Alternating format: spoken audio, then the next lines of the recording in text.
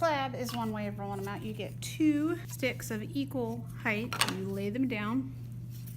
Now this is way too high to start, so I'm gonna just take the butt of my hand and just kind of pound it down, not too low.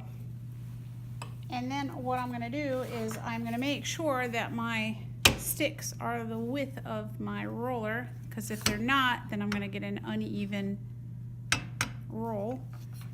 And then I'm gonna just start up here and push, roll back and forth. I can go this way. If you turn it, make sure though that the roller is on the wood. If it rolls off the wood, you're gonna get an uneven slab.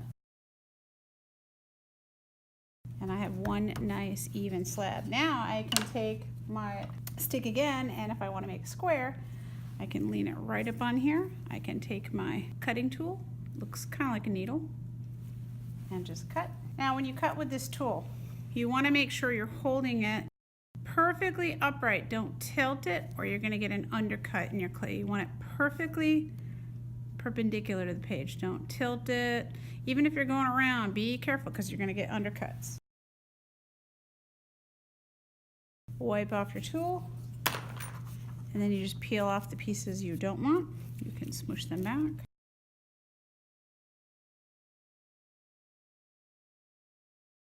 The other type is sphere, so you're going to roll it into basically a ball. You can either roll it in your hands, and your hands are going in a circular motion, almost like a choo-choo train.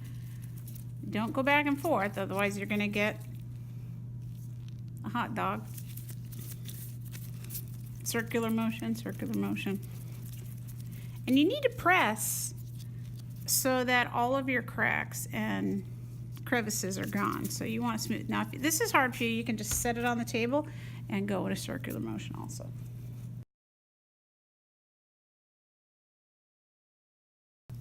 So I could build with these. I could flatten them down to make mouse ears. You can pinch to shape your clay. Now, just sticking my mouse ears on doesn't really work, right? If I shake it, they fall off. So we're going to talk about attachments too.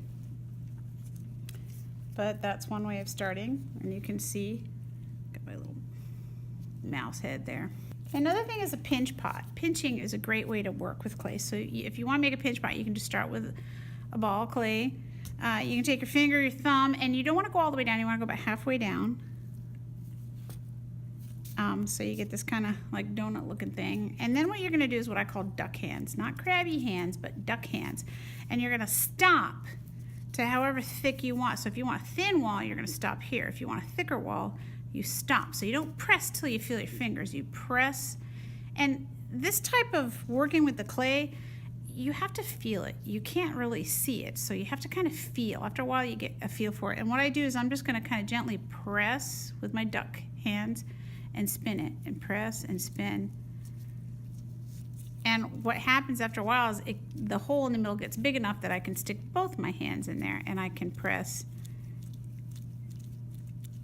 and spin it till I get what's a pinch pot. And if you get any cracks, that's what the water's for. Smooth it out a little bit. You don't want to overdo it with the water though, because then it gets like a slimy, muddy mess. So very little water. Now we're going to talk about coils.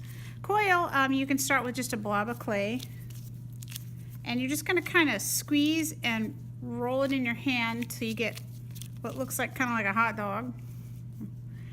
And then what you're going to do is you're going to lay it down, and you are going to be rolling this out. Now, the thing that I see a lot of people do wrong is they just roll back and forth like this. And what happens is you get this kind of, it's not perfectly round, it's kind of squished in the center. So don't roll back and forth. You also don't want to roll straight with your fingers into it, because what happens after a while is you get these little grooves where your knuckles were, okay? The trick is you take your fingers and you make a triangle, or what they call a delta. And that way your hand is at an angle, so when you're rolling it across, you're not getting all those knuckles. So you always keep it at a delta.